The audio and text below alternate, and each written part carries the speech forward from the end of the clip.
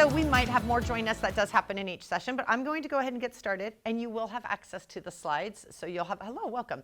You'll have a way that you can actually get the slides, review them later, especially because there are a lot of links that you can explore. And if we have time, you might even be able to explore some of them today.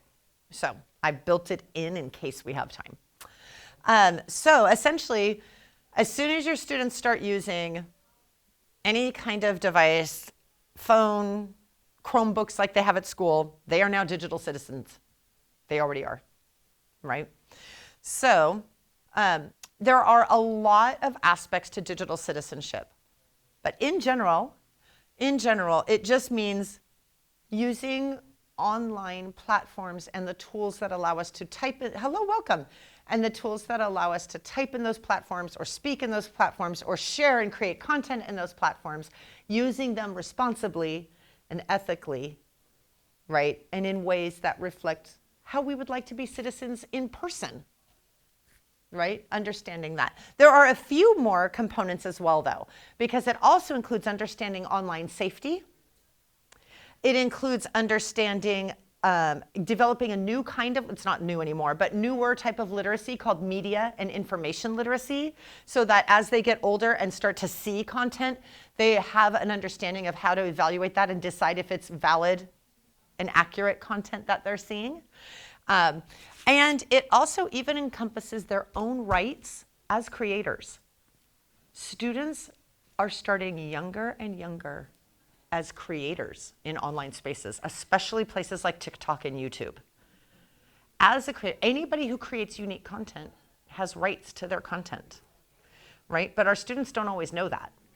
So digital citizenship also includes understanding the rights of others and how not to unethically use other people's content, but understanding that you also have rights as a creator.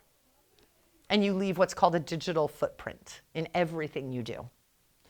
So the components, as I said, include media balance, like balancing our time online versus offline, right? Doing active things, doing things engaging with people face to face versus being on our phones and our computers. So we want to balance that to promote our own well-being. Privacy and security issues. Our students don't always realize the extent to which their privacy in terms of the data they share and the security of the information that they share is not what it needs to be. They're in a lot of online places that collect their data, sell their data, that allow as a result, others whom they don't know and maybe should not be interacting with can find them and interact with them, right? And that's not a safe place all the time to be. I mentioned earlier digital footprint and their own identity as people who create and express themselves online. And that's a good thing, but it also means they need to be thoughtful about what they produce and share online, because that digital footprint can also come back as a negative if they have done some irresponsible things online. Colleges now routinely look up students to seek out their social media content. So do job applications and things to take a look at and see if is this someone we really want based on what they're sharing. Relationships and communication, and understanding how the ways in which our online spaces can actually nurture relationships and foster communication, and the ways in which maybe it doesn't help in those areas. Cyberbullying, which is a huge issue. Drama, digital drama, hate speech. Those are all aspects of digital citizenship we need to understand as well. And then not just media balance, but news and information and media literacy are critically important. For anybody can be a creator. That doesn't mean everything that's created is accurate, right, fair, unbiased, right, and so on. They also need, this one doesn't specifically come up in most of the resources I'm going to share, but it's kind of a sub part of media literacy, this idea of digital manipulation that I'll talk about when we get to it. And copyright and fair use, which goes back to their own copyright and fair copyrights as creators, but also understanding fair use if they are using content created by others, right? So if you'd like to take a picture of this slide, you can. We'll come back to exploring later. We aren't going to explore yet. You haven't seen what there is to explore yet. But go ahead and take a picture of this. You can also open the QR code if you'd like. If you do that, I do recommend you email yourself these slides so that you don't have to keep this tab open on your phone forever and ever and ever and ever in order to get the slides. The other thing I recommend is even if you did open it on your phone through the QR code, I recommend you take a picture of this in case you accidentally close the tab so that you have the link. And in these kinds of links, anything that says like bit.ly, oh my gosh, I forgot, tiny URL, and those, every bit of the spelling, including capitalization, matters. So if you do a lowercase d, it's not going to go there. It may go nowhere, or it may go to content I did not create, and I don't know what that content is. So every bit of it matters. All right, so we're going to start, and we're going to kind of take a very brief introduction of each component. And for each component, you'll see that there's also either on the same slide or the next slide, links to resources that you can dig into. Okay, so media balance and well-being, as I said earlier, maintaining that healthy balance of online activities and offline activities. So we know kids are very attracted to online activities starting at younger and younger ages. And it's easy, even for us as adults, to get kind of sucked in and spend too long on our devices, scrolling social media, watching things on YouTube, and so on. Well, if we can fall victim to that, imagine our students, right? So we really want to help our students promote balance and have some guidelines for when they may not want to be using these activities and switch to some things they do offline, whether it's even if they aren't people who love to go outside or whatever, maybe they're drawing, reading, talking to a friend or to family, going outside and playing, and so on. The way families can support this is to set some limits for screen time, which, by the way, you can sometimes set up through your internet providers, and also if you have cable or dish service, you can also sometimes set up limits in that way as well. And create kind of tech-free zones in your houses where there's like a space, if possible, not, just depends on what you have available in your living space. But if possible, try to create a space that has zero tech in it that students can go to do things where they won't be distracted. Like I don't have a room like this in my house, but some families have set up like a playroom, for example, or games room, and so on. Encourage outdoor activities and experiment.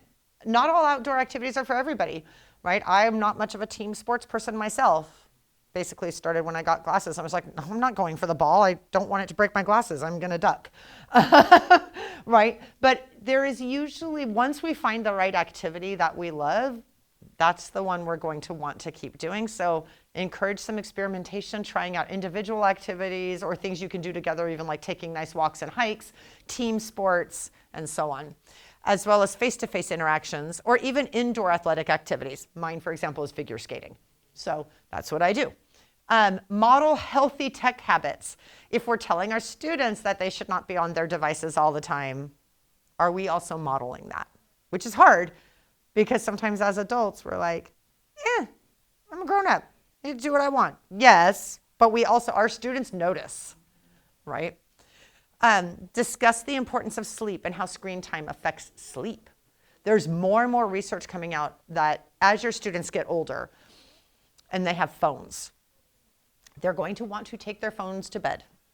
And they're going to be in bed scrolling and scrolling and scrolling and scrolling through whatever.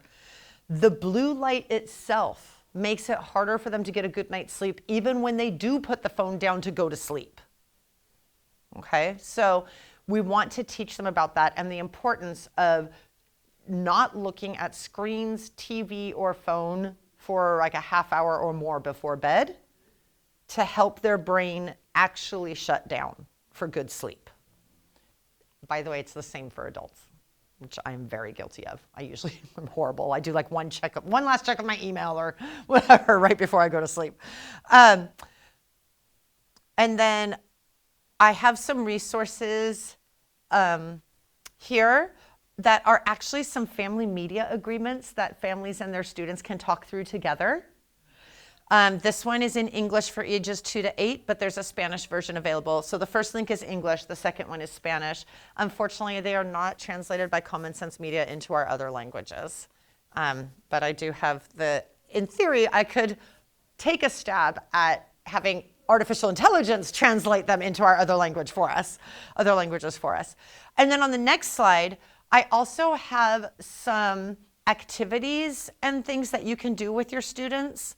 That probably should have said, oh no, there's a reason why. So Common Sense Media often breaks things up by grade band, and they choose to focus on certain aspects of digital citizenship at certain grade bands. So for example, for this one, there's actually one that's more targeted to kindergarten specifically, but not necessarily grades 1 and 2.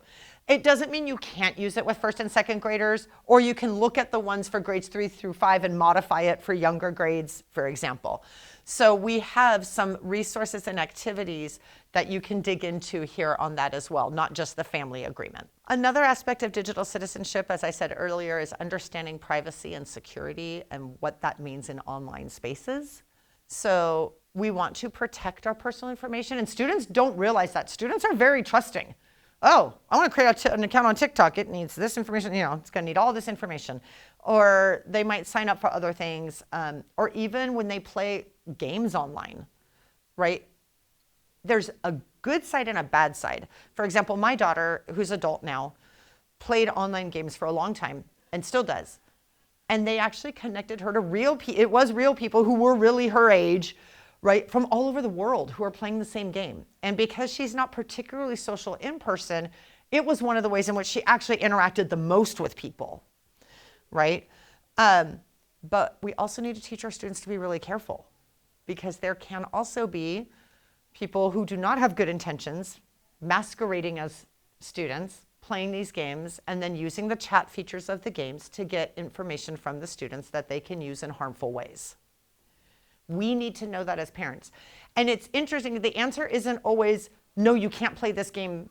It's more having open, transparent conversations and letting the students know what to watch out for. Nobody should be asked. Most students pick a fake kind of online persona and identity to use. And if your student does not, they should.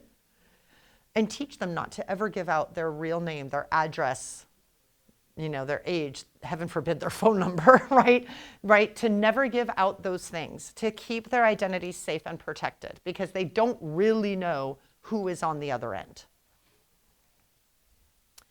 So teach students also about strong passwords, right? 123 exclamation point is not a strong password. Your first name with a number is not a strong password, right? So even for their first basic email accounts outside of school, for other things, they need to know the features of strong passwords. They're longer, they're a mix of capital and lowercase letters. They have punctuation and numbers. They often are not real words. They shouldn't be anything that someone could guess. There are also tools that will pick passwords for you that you can share with your students as well. Oh, and then to not share them. This is interesting because this happens all the time at schools. Kiddos share their passwords all the time. Tell the kiddos to stop sharing their passwords. It's really not a good idea. It's surprising how often they do that. Review the privacy settings together. So I like to call this, there's something called co-use that I learned about in a book that you won't really have ever seen, called the Triple E Framework for Evaluating Technology Tools for Education. And the author talks a lot about co-use. And if we think about even our students in schools, we have many times provided Chrome carts with Chromebooks in them for students to use. And what can often happen, if we're not careful, is that students are seated in front of their own individual Chromebook doing work in isolation for extended periods of time, potentially. And then they might go home, get on a computer in isolation, and again, be on the device on their own. A more powerful use of technology is to actually do what's called co-use, where pairs of students share one device, use it together, and talk through the topic that the teacher has them working on, the thing they're trying to create and solve, and how they might best use the technology to get there and get at what they want. Similarly, at home, when your students start signing up for online accounts, you can actually go open up the privacy settings and the terms of use, and sit down with your child and talk about that with them, and if necessary, simplify the language and say, this is everything you're agreeing to. How do you feel about this? Right? Go through that together. Discuss the risks of oversharing their personal information online, which I kind of already said, right? Just make sure they understand why that's so important. And explain the concept of phishing. So once your students have email accounts that they are using outside of school, the San Juan email pretty much blocks all of them, but it's still a good idea to start talking about them once they are actually checking their email, which I will say for students in general, even in high school, is not very often. And the teachers and others will try to use the emails to reach them, but they don't like to check their email. But once they are starting to use emails, like getting responses from college, like they'll hit a point where for jobs and other things, they'll start using email. They don't know what phishing is. They don't know how to tell if an email is fake, and trying to get them to share information. We receive phishing emails and sometimes we fall victim to it. How can you tell? By looking more carefully before you click the link for the attachment, before you share information. It says it's from your bank and they need this information. What can we look at first before we actually do that? And teaching them things like, banks will never ask you to divulge your account information and personal information via an email, ever, right? Like letting them know things like that, that automatically, that's fake. Don't do it. Because once they have bank accounts, again, that also becomes important for them to realize, because people are going to try to get bank account information. So one resource I have for this is actually from a group called Connect Safely, and it's a family guide to privacy and protecting our privacy online. And then from Common Sense Media, these start at grade 3, mainly because students aren't typically online with personal accounts before then. Some family activities that they can do, or for the higher grades, resources as opposed to activities. So digital footprint, right? That aspect that everything they do online, especially what they create, leaves a track, and that others can Google them. Like you can Google my name, sadly. I mean, it's easy to find because I'm one of about 7 natives in the entire world, and that number is shrinking. So it's really easy to find me online, right? So you can Google yourself if you haven't done it in a while, right? And see what kinds of breadcrumbs are out there about you and about the work you do or the content you have.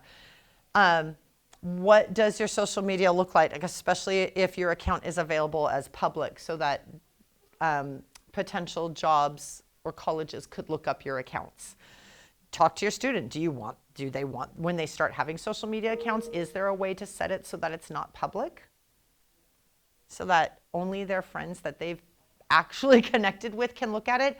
And talking to them also about, don't just accept requests from all the people. If the platform has a way for you to not share the content you create on TikTok with everybody on TikTok, shrink it down to only sharing with your set group on these tools. Understand that online actions leave a permanent trace, which can have implications going forward. Understand that that actually shapes what's called your digital identity, and people will look at that. And families can support by discussing those future options. Kiddos forget what they do. They forget the bad decisions they make. They don't even know that decisions are bad. Their frontal lobe is not developed. Boys are not developed until about age 25. When a kiddo tells you they did something wrong and you ask them, why'd they do that? Why'd you do that? And they say, I don't know. They're actually not lying. They really don't know why they did that. Their frontal lobe, which guides their decision making, is not developed. Right? So they need to know that there are long-term implications. It's a conversation worth having more than once. Help them create a positive online presence and encourage thoughtful sharing, thoughtful commenting. There are things teachers put up in their classes. This doesn't, well, I haven't looked at everything that's here, but I don't think I saw one in here. But if they're sharing something online, they do things like, is it truthful? Is it kind? Is it even necessary? Right? So having them do things like that. Regularly review and clean up old posts or accounts. I go through my Twitter every once in a while and do that, because sometimes I like or reply to a post and then I look back later and be like, I don't really need that in my feed. And I go back and undo. You have some resources here, again, because typically students in grades K through 2 are not creating content online. There isn't one specifically for that, but you do have some things you can still explore that are either activities or resources for these grades that you can dig into. And the reason I set this up this way is that our families can then even choose just one aspect to look at and kind of look at the resources. They help guide you with conversations to have about your students and how to explain it in a way that's friendly for them. And sometimes there's actual activities you can do together with your families, but you might not don't do all of them at once, right? Dig back into the slide deck a month from now and pick another one. Exactly, like that kind of thing. So relationship, having those positive online interactions and digital etiquette. We want to be thoughtful. If we wouldn't be comfortable saying something in person to somebody, we probably shouldn't say it online either. If it is something, another example that's often given to kids, like if you wouldn't say that to your grandmother's face, you probably should not say it online, right? Like helping them understand in kind of concrete ways how to think through what it is that they're saying. This is really important when we get to the cyberbullying piece. Unfortunately, because they're not having that internal conversation with themselves and they're using these platforms in really harmful ways. So discuss the importance of kindness and empathy and always thinking through, is it truthful? Is it kind? Is it necessary? Is it something I would not be embarrassed or get in trouble for if I said it to my family? Tone. Digital messages, tone is much harder to understand. Sarcasm doesn't come through often in digital messaging. It just sounds like the person's saying that for real. Students don't know that. They don't realize that it's much harder in online messaging than it is in person, where you have the face and the gestures and everything to support your communication. Encourage, if there's a conflict that arises, encourage students to engage with that person actually face-to-face and talk it out. Have a conversation. Get the help of an adult if they need to, an adult they trust on campus and so on. Model positive online behavior with your students. And then you, again, have some resources. And so there's one called Pause and Think, and then We the Digital Citizens, and they both contain more than just relationships and communication. They include some of the other aspects of digital citizenship as well. So cyberbullying is happening. It is happening in our schools. It can be very hard to find. Sometimes students engage in cyberbullying on social media platforms, which we do not always have access to. But when that happens, students are encouraged to, again, go to an adult they trust on campus or go to the family who can then reach out on campus and they can show the screenshots and everything of what's happening. It's easy to create multiple accounts. It can be hard to track down which student or which person, even if it's not a student, the cyberbullying is coming from. That's actually why it works so well. If you were to bully someone face-to-face, you know who the bully is. When they create accounts that don't have an actual way to find out who the person is, it's not only easy to harm that other student with repeated messages that are hateful or insulting in many different ways, but it's easy to share them. And that amplifies the negative impacts of cyberbullying, because not only can they create these messages and tag the student in it, they can make sure it's shared in a broader way. They can, other people pick it up and share it as well, and so on. So this is a really harmful area. And we try to get, every time we hear about it, there's a whole lot of investigation that happens to try to find out who the student is that's doing it. It even happens in Google Docs. So when students are using Google Docs at school, sometimes what happens is they'll have access, for example, to an old doc from 3 years ago still in an old class. Nobody's looking at that doc anymore, and they're using the commenting feature to do cyberbullying. And there is a way, I don't always know this, but if it's brought to our attention, we can actually tell. Now, usually they're signed in. Sometimes they're not even, right? They're not using Google Docs that are private ones. They're using the school ones, which means they're signed in as students. So we can definitely find out who it is. But they also think if they make a comment and erase it, it goes away. we can actually see the whole history of comments. We can also see the revision history of the document itself. So even if they type something mean in a document, they think that if they erase it, it's gone. Remember what I said about digital footprint? It's not gone. We can find it. So that's where having a conversation with your student about recognizing when this is happening right away and reporting it to someone they trust, family member or someone at school, we can look into these things. They are very harmful. They lead all the way up to the most horrible impact of suicide from students because it can be so incredibly hurtful and damaging. We really want to stop it quickly. So it's important for students to know that and to reach out if something is happening. So discuss what it looks like and its effects, teach them how to respond to and report it, teach them to be an upstander. Also, if they know somebody is being bullied, to stand up for that person, but also support that person by reaching out and getting it stopped. We want them to be an upstander. Help them understand the impact of hate speech and that even if they themselves are angry at someone, it's really dangerous and harmful to engage in hate speech online. And then I have some resources for you from some different places, from UNICEF to stopbullying.gov and Common Sense Media around what this looks like. News and media literacy. This is incredibly important. We need all citizens right now to know this. We are in a very, very active period right now. Every time there's a presidential election, we get into a really active period of a lot of content being generated and shared, some of which is accurate and some of which is decidedly inaccurate. And we know that as a society, we need more people to understand how to evaluate the content they're seeing online and look for ways to tell if it is truthful or if it is not. We want to critically evaluate everything we see and identify the credible sources. We want to teach students to question, not just accept everything they see at face value, but to ask questions about it. I was just in classrooms yesterday, and one of the books that one class asked for me to read to them, they were books with digital citizenship themes, actually talked about specifically, not everything online is true, and here's a way to ask some questions about websites you go to. First, is it easy to use? You know, who did it and so on, but also how to check the accuracy. Some questions you can ask yourself. If, for example, and I'm going to give some current examples, if, even as adults, you see a picture, it doesn't matter which presidential candidate it is, but let's just say you have strong feelings in a negative way about one candidate, really strong feelings, right? That you really dislike that candidate, whoever it is. And you see a picture that looks like that candidate doing something awful.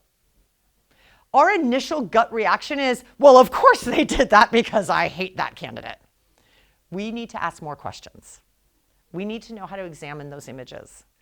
Where did the image come from? What date was that image taken? Where? Are there any other sources that can verify that also shared the image, like multiple, not people sharing the same image from the same account and sharing it? Are there other sources that were there? Because let's be real, both of our presidential candidates are being followed by a huge entourage of media. There's really nothing they're doing that is not being captured on camera. Not one thing. And it's being captured on multiple cameras. So if it's real, we should be able to find multiple different places that posted it and said when it was, where the audience was, what was happening, and so on. Because if we can't find that, it's probably not true. We also need to teach students how to look, and that includes video, by the way. Artificial intelligence tools can create a video, making it sound like you, me, anybody said anything the creator wants us to have said with just, well, it used to be 30 seconds of audio. I've heard it has now become 5. If they can even find 5 seconds of a sample of my voice online, which if you Google me, you actually can, right? Someone can take that 5 seconds, take my image likeness, create a fake video, making it sound like I said something absolutely hateful, ridiculous, illegal, whatever. We need to ask more questions, not just assume that what we see is right. Sadly, we can no longer believe what we see. Digital images that are created are often manipulated using free tools, which are very, very, very bad at making humans. The eyes look weird. The hands look weird. I saw one, we were trying to do one for PE, and it had someone playing volleyball, and they were going up for a set, but there was also a third leg. They're just really bad at creating humans. And the reason why is the tools don't actually know anything. They don't know what a human looks like. They don't know what a human actually is. They have data that is tagged person, man, woman, child, whatever. And then it just takes all that data and says, in those pictures, I've seen these parts, and it puts them together. So they need to question. We need to talk about bias in media. Even if you see something purporting to be a news article, is it truly sharing information that reflects the complexity and entirety of an issue, or is it being biased? Can we encourage fact checking and using multiple sources, kind of like what I talked about? Can we model critical thinking when consuming news or things purporting to be news? And I do have a resource for you from the News Literacy Project on media literacy and how to evaluate the content. So that can even be helpful for us as adults when we haven't really necessarily been engaging in that in our lives up to this point. It's not that there wasn't some misinformation out there already, but the degree to which it exists now, and even true disinformation, where people are creating fake content with the intention of misleading the public into thinking something happened that did not. That wasn't something that was so readily able to be done before. As adults, we need new skills. So I gave you more resources on news and media literacy. And I just talked about digital manipulation, so but I did share with you, like, you can discuss how they can be manipulated. You can easily find examples online, how to recognize signs of digital alteration, and exploring the ethical implications, like what's wrong about this? Why might this not be a good thing to do? How is this different from doing it in an artistic way? I shared in the previous presentation, my parents are professional photographers. They take the picture themselves, but they use artificial intelligence to add to it things that were not possible before. It's still their photo, right? So there's good uses and not so good uses. And then creating original content rather than altering other people's content, right? We want to teach them about that. So PBS Media has a specific resource on identifying fake and altered content for you. Do you have any questions up to this point?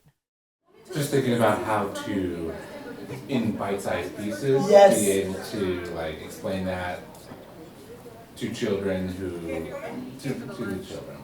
I would recommend, as you look back through this slide deck, I would recommend starting with one of the ones that actually has resources for kindergarten.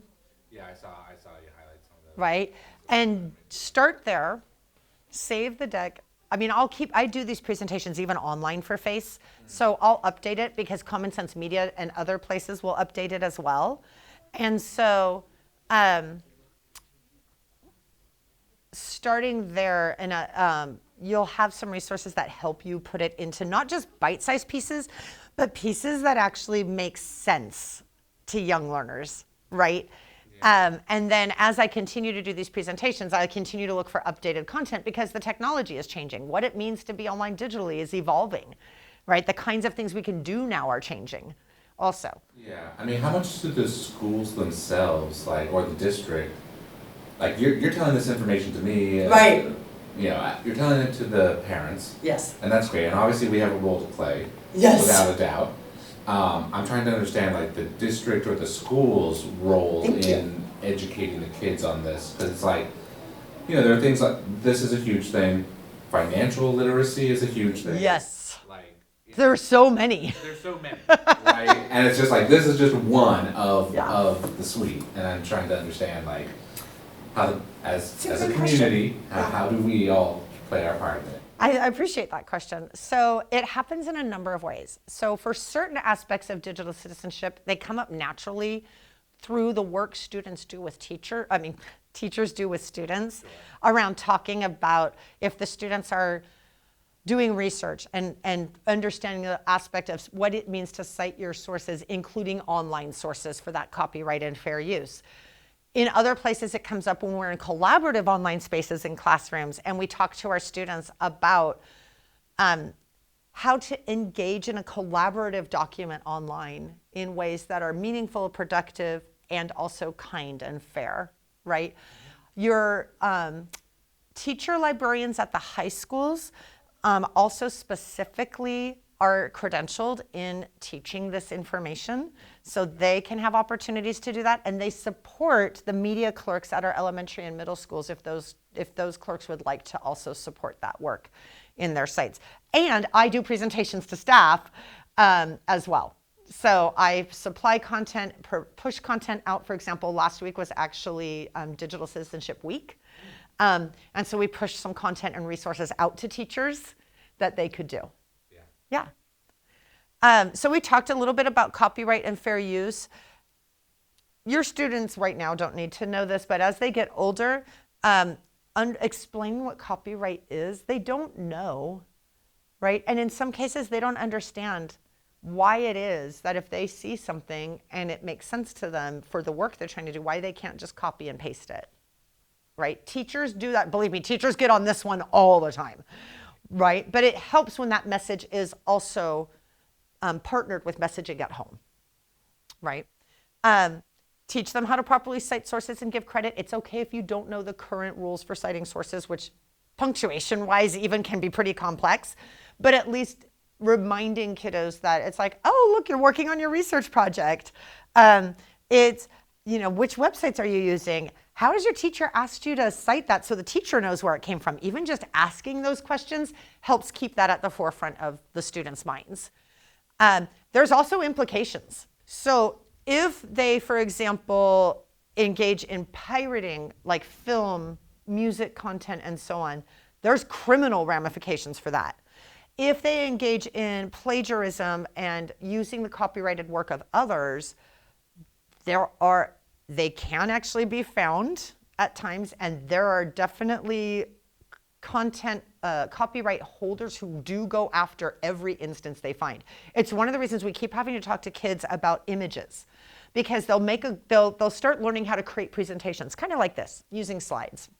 And part of it is in adding images as appropriate to support the text content in order to help convey the message to your audience. But students don't understand that just because they see an image online doesn't mean they're allowed to use it. And they, for example, love to use images from Disney films and Disney shows. Disney is one of the groups that if they find out, they really will go after you. Hello, they really will go after you, right? They need to know. Encourage them, and the teachers do this too, and how to find content that is Creative Commons licensed and how to cite that. You still have to cite it, but you already have permission to use it. You just have to cite it appropriately. And I actually have a video from Common Sense Media that you can look at later on explaining copyright and fair use. So that, we already asked, do you have any new questions? No, I think you answered it. I mean, it's all good stuff, and yes, I'm gonna have to go back and click on those links. Without we have some time too. Yay! So we are in a good place then. We are, because I can actually go back. I purposefully put this slide at the end. Is there anything that, as it came up, you were particularly interested in seeing the resources for? I'm trying to think. It was some of the first ones, right? I think so. Let's try this one on media balance and well-being. So you could use something like this. Anything like this is just a starting point. You can adapt it, not use it. You look at it, as a family before talking about with your kids, and just choose to have a conversation. As your kids get older, having your child work with the family on what the agreements look like actually helps them also have buy-in, so that when they push back on it later, one of the things we can say as a family is, do we need to revisit this agreement? Or are we still all in on this agreement? Because if we are, then I just want to remind you that this is what you and I have agreed to. Yeah. So if you would like to revisit that, we can have that conversation and see if we would like to agree collaboratively to any changes, right? So this one has also some family expectations and some reminders from the American Family of Pediatrics about ages, and then when and where and how long, when we don't use devices. It even has the before bed, any notes or exceptions, right? And then tips for grown-ups, tips for kids, reminding kiddos that if someone's talking. I just read another citizenship book about this one yesterday. I was out of school all day, and it was, if someone's talking to you, put your device down, or if it's the TV, mute it, turn away and look at the person who's talking to you, right, and engage with them. And then, but that's the thing where we need to model that as adults. Because as I say that, my husband and I were taking a walk this morning, and he was talking to me, and we were both walking, and I was mostly listening, but I was also responding to someone's text on my phone, right? I was not modeling the kind of behavior I just said we want to model for our students. And then also another key aspect is engaging with our students before, during, and after they engage in content. So whether it's a book, which is not necessarily digital, right? Or movies, TV shows, podcasts, video games, and so on, talk to them before they're about to watch, you know, why did they pick it? What are they looking forward to? If it's a game, like, do you have a goal for this time that you play the game? Because your kids will play the same game over and over and over and over. There's a thing about gamifying education because kids aren't afraid to fail in games. They just try harder and try again. And how can we bring that into the educational space where they're not afraid to fail, but instead want to work through the challenge, right? So do you have a goal for this time that you're playing the game? Is there something new you're trying to achieve, right? And then engaging with them, including after they're done, so that it's always just part of the conversation, and it's not something that eventually as students get older, just go in isolation like we talked about earlier in their rooms. And then on the next slide for you, for this one, let's look at the kindergarten one. Okay, this one actually has a media balance is important, and it talks about that pause for people and so on, but there's actually a music video that they've created, a series of animated music videos that you can watch, and then you actually have some discussion questions available for you afterwards. So you can dig through those slides, for example, and look, did you actually, well, we didn't mic this one for sound, I don't think, for the thing, but did you want to see the video? Yeah, maybe we got time. We do, and then we can wrap it up there. Balance is important for me and you. Balance helps us stand up straight and keeps us in our shoes. But sometimes with technology, balancing's hard to do. Yes, balance is important for me and you. So gather around and hear our song. You'll learn these words are true. When you look up from your screen when a friend says hi, share your game if they want to try. Play outside when the sun is bright. Devices go off when you say goodnight. It makes your whole self happy when you're balancing just right. Balance is important for me and you and you. Your heart, your head, your arms, and your legs need that balance too. Too much of something can make you mad or blue. So trust your guts, get on your feet. There's so much that you can do. When you ask before you take a phone, invite a friend if they're all alone. Stick to sides you know online. Go outside when the weather is fine. It makes your whole self happy when you're balancing just right. This is true. Just think about this balance song. It'll help you through. There we go. So you have my email. I give email because we're not at our desks very often. Like all day yesterday, I was at a school site. I can respond much more quickly via email. But feel free to reach out anytime. And thank you. Thanks for coming.